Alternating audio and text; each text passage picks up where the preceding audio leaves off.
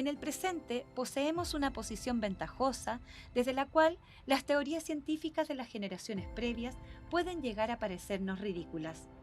Lo que conocemos y damos por cierto en un momento dado tiene límites conceptuales y tecnológicos que luego son superados. Por ejemplo, las observaciones de la estructura celular hechas hace 100 años con un microscopio óptico han sido sencillamente desalojadas por las observaciones que luego hizo posible el microscopio electrónico. Pero no fue precisamente el alcance del microscopio el factor que limitó las observaciones de científicos del siglo XVII y XVIII. El consumado microscopista neerlandés Anton van Leeuwenhoek, descubridor de los espermatozoides, afirmó en la década de 1670 que había visto formas extremadamente diminutas de hombres con brazos, cabezas y piernas completos dentro del semen, bajo el microscopio.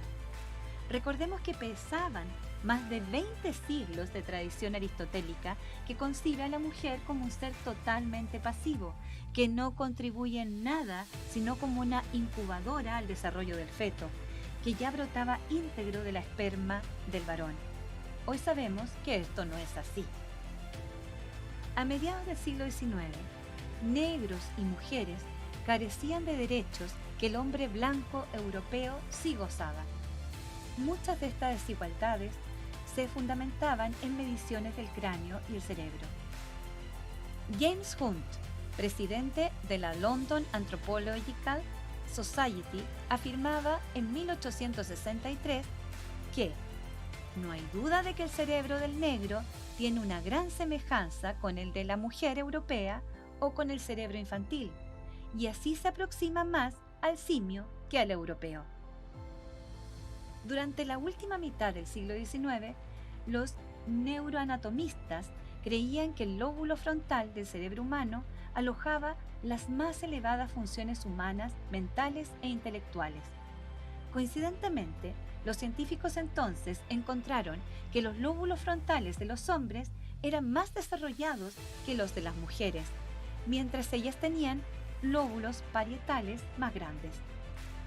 Cerca de fin de siglo, nuevos cálculos de los neuroanatomistas ubican que el sitio del intelecto se encuentra en los lóbulos parietales y no en el lóbulo frontal, como se creía hasta ese momento. ¿Concluyeron entonces que las mujeres eran más inteligentes? Pues no. En poco tiempo, los principales anatomistas del periodo descubrieron que los lóbulos parietales de las mujeres no eran realmente mayores y su lóbulo frontal menor que el del hombre como se había pensado y observado, sino justo a la inversa, y acumularon nueva evidencia empírica para sostener lo contrario. Ejemplos como estos que dan cuenta del sesgo sexista con el que la historia de la ciencia ha sido escrita y contada. No han sido casos aislados. En la última mitad del siglo XIX cobró enorme valor la teoría del darwinismo social. Esta plantea que el orden político y social y las personas dentro de éste evolucionan de acuerdo con las leyes de selección natural de Darwin. Según esto, las mujeres poseen un temperamento innato, maternal, puro, piadoso, compasivo, en virtud del cual sus roles fundamentales dentro de la sociedad son la reproducción y la maternidad. En 1873, con esta indudable inspiración, el educador inglés Edward Clarke afirmaba que el desarrollo intelectual de las mujeres se logra solo a un alto costo de su desarrollo reproductivo. En la medida en que el cerebro se desarrolla y se accede a la lógica, los ovarios encogen. Conforme avanzaron los movimientos de reivindicación del derecho a las mujeres a ejercer el voto y los movimientos antiesclavistas, los cerebros humanos fueron medidos, pesados y vueltos a medir, en un esfuerzo por encontrar algún índice de inferioridad cuantitativa en el cerebro de mujeres, esclavos y negros. La craneología había tendido a desaparecer, pero muchos médicos y científicos continuaban obstinados en la tarea de establecer una conexión entre la biología de las mujeres y los negros y el rol biológicamente determinado y desventajado que ocupan en la sociedad de la época. En décadas recientes, muchas áreas importantes de la biología han producido otras teorías para explicar las diferencias sexuales. La sociobiología, un enfoque de estudio de las sociedades humanas originado a mediados del siglo XX, considera todas las conductas, características, relaciones sociales y formas de organización social humanas como determinadas biológica, genética y evolutivamente.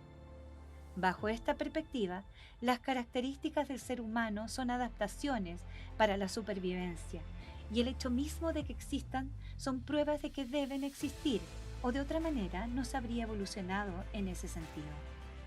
El discurso de la sociobiología define la agresividad masculina, la pasividad femenina, las jerarquías de dominación, los roles sexuales, la territorialidad, el racismo o la xenofobia como tendencias biológicas naturales.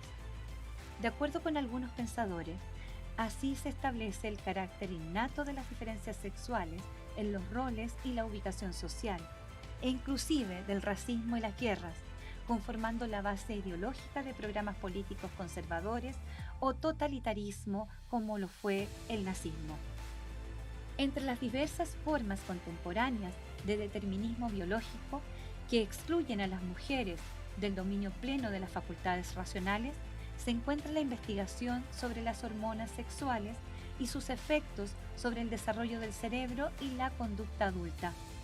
También la investigación de las diferenciaciones sexuales morfológicas funcionales del cerebro ha buscado diferencias entre las funciones de los dos hemisferios cerebrales.